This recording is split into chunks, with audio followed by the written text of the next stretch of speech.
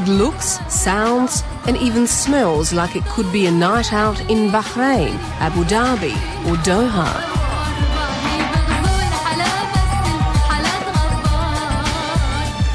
But it's the middle of the Arabian summer when Gulf Arabs come to Kuala Lumpur to cool down.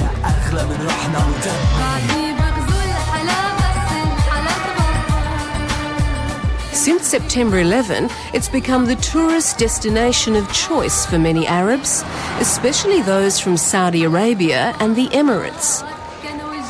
And why not? It's safe and terrorist-free, a country with Islamic institutions. Yet what makes Arabian tourists so comfortable here is making some Malaysians feel like the outsiders.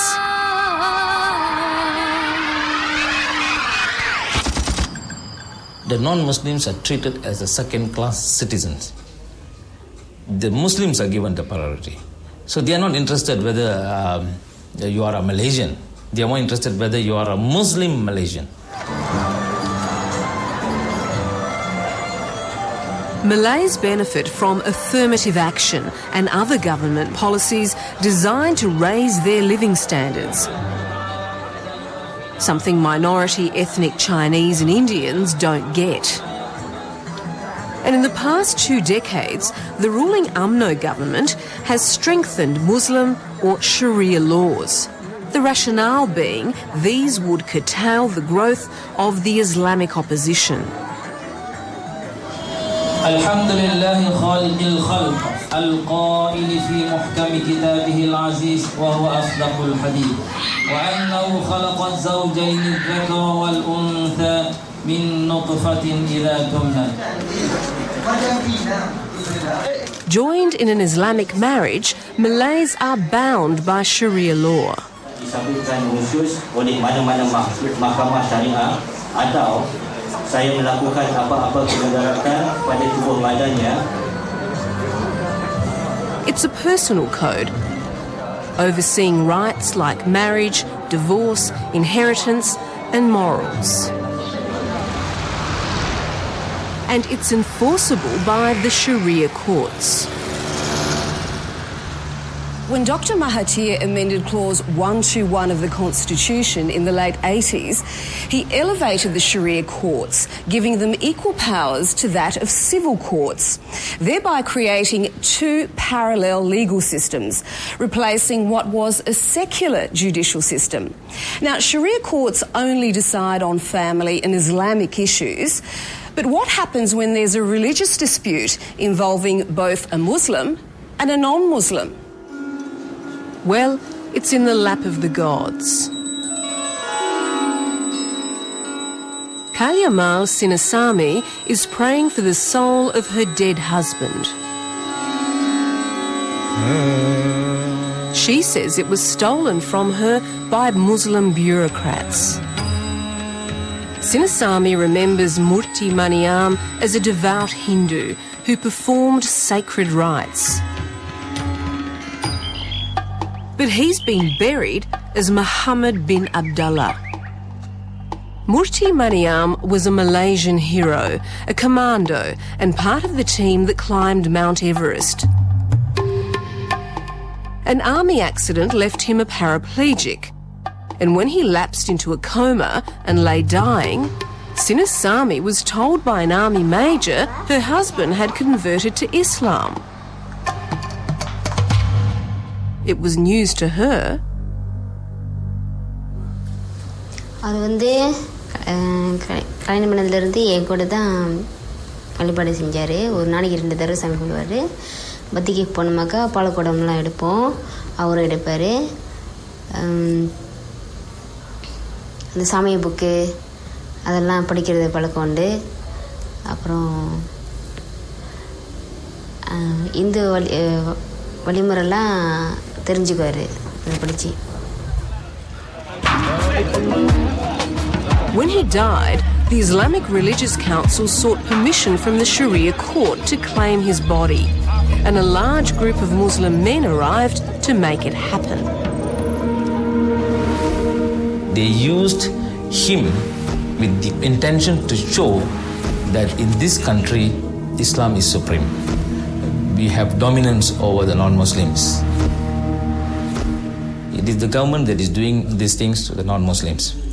I think they should stop funding these religious movements, going around the country, claiming dead bodies, claiming that they have converted, claiming that they are Muslims, taking the body and burying in their cemetery without even giving the family members their right to pay last respect.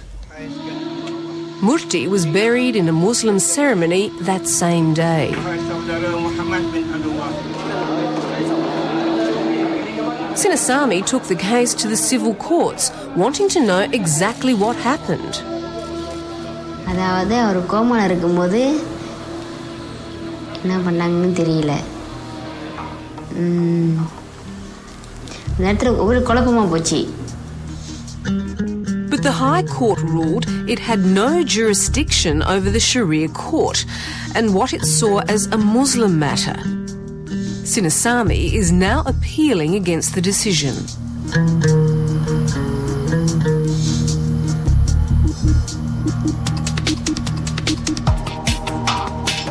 The case has captured the attention of multi-religious Malaysia.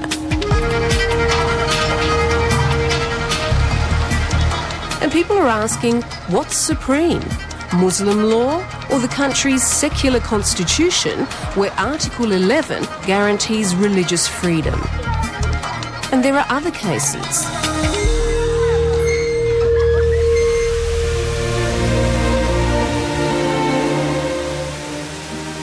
On a sunny day back in August 2003, romance was in the air for university sweethearts Wei Kin Tong and Xiao Ao Wei. Reuniting in a city park after a 3-month absence, they read out each other's love letters. They may have embraced, held hands, even hugged, but they deny ever kissing. For me, it's if holding hands or maybe hugging, but not that doing that things, I think can be say acceptable. Not doing or to say make love or whatever in the public space. But 2 municipal inspectors claim they'd breached indecency laws. He said you did wrong and you will be fined and you have to give me money and if not you will be the school will punish you and I will tell your mother and father. And so, 3 years on, though they're no longer a couple, they're defending their conduct as acceptable behaviour. If the defence are called, then you will have to explain your part of the story. Oh, okay, yeah. You see, the 2 enforcement officers, they were basically Malay origined. Maybe they were putting their values when they're booking these 2 for the offence.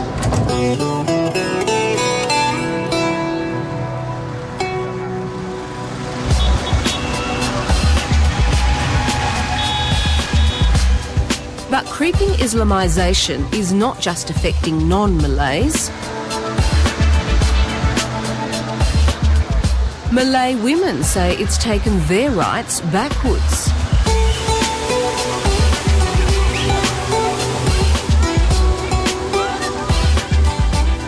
We have to find and interpret the whole thing consistent to our situation and our cultural heritage.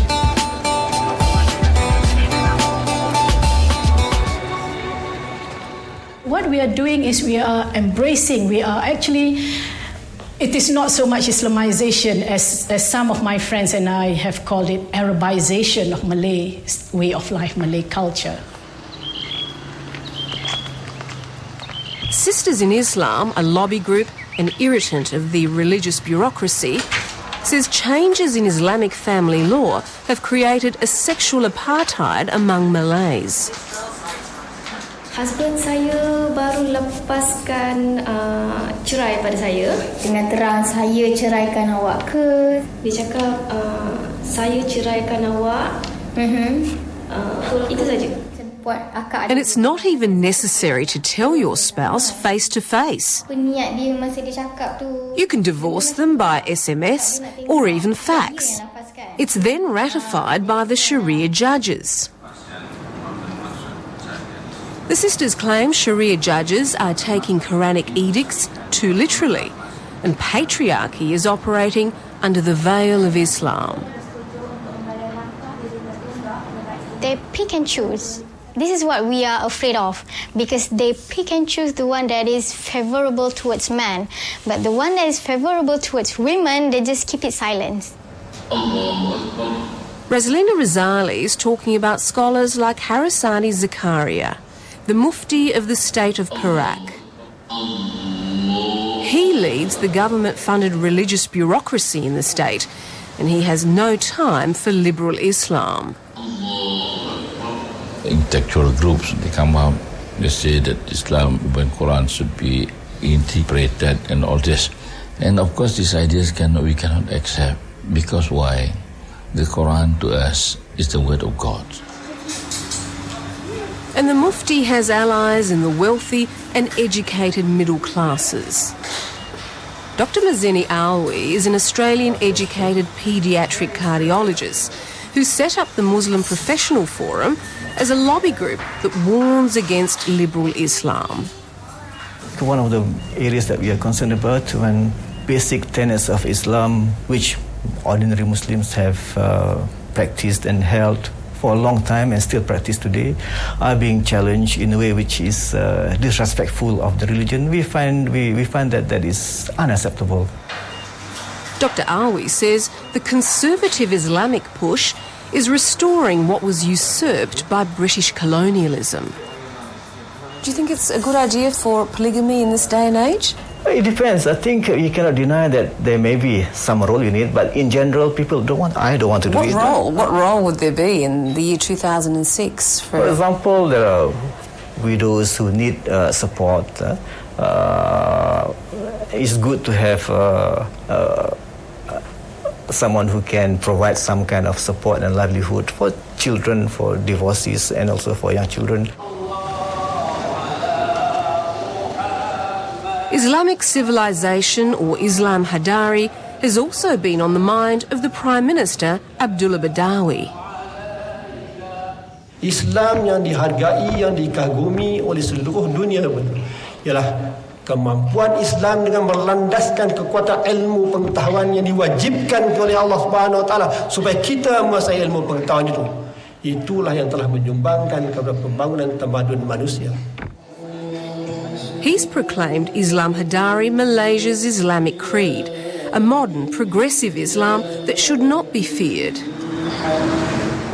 But it's definitely been talked about in the corridors of the country's secular court system. The idea underlying the introduction of Hadari was aimed at curbing more extremist practices. But on another level, that's to me a bit worrying, because in essence what it's done is to validate assertions by some quarters that in governance and administration Islam has a place. The law as it stands does not support it, so I would urge all of you today to be very, very worried. Liberal Islamist and human rights lawyer Malik Imtiaz Sarwar is part of a coalition of 13 human rights and religious groups. They call themselves Article 11. We go back to the universal values of all of us as Malaysian people. 2 out of 4 of their forums have been disrupted by fundamentalists. Critics of these policies or these measures have in turn been characterized as being anti-Islamic. I've been characterized as being anti-Islamic for doing the kind of work I do. Death threats have been made against him, and the Prime Minister has asked Article 11 to stop their public meetings.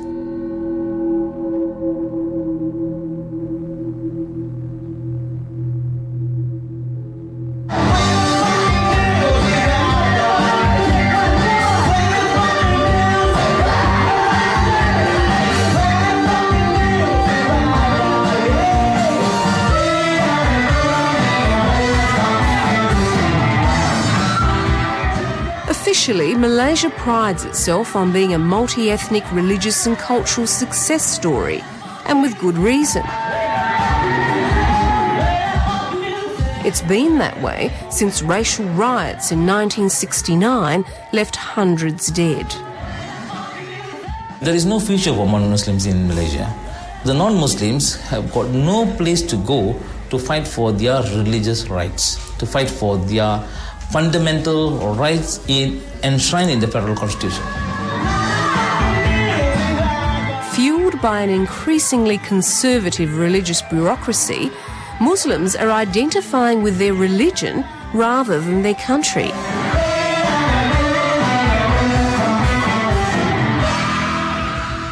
Malaysia, to some extent, is at a crossroads. The next 5 to 10 years could be definitive of the kind of nation we will have in the years to come. Do not disturb Islam, that's all. That's why I'm worried. If you are trying to disturb Islam, then something will come up. What cost? What do you think? Cost, that may cost maybe racial conflict. Like 1969? Maybe. That's why I'm scared. Because we cannot accept all this. Now, the rich, who's having the big economy in this country? The Indians and the Chinese. The bullies, the Malays. That we know. That's I know.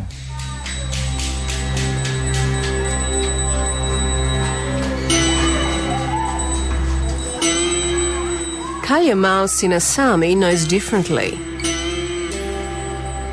She's living with constant bullying. Under Islamic law, the child of a convert is considered a Muslim. 12-year-old Dineshwari is on a list for conversion. So Sinasamy has taken her out of a multi-ethnic school and enrolled her in a Hindu one. Having lost her husband, she's desperate not to lose her only child.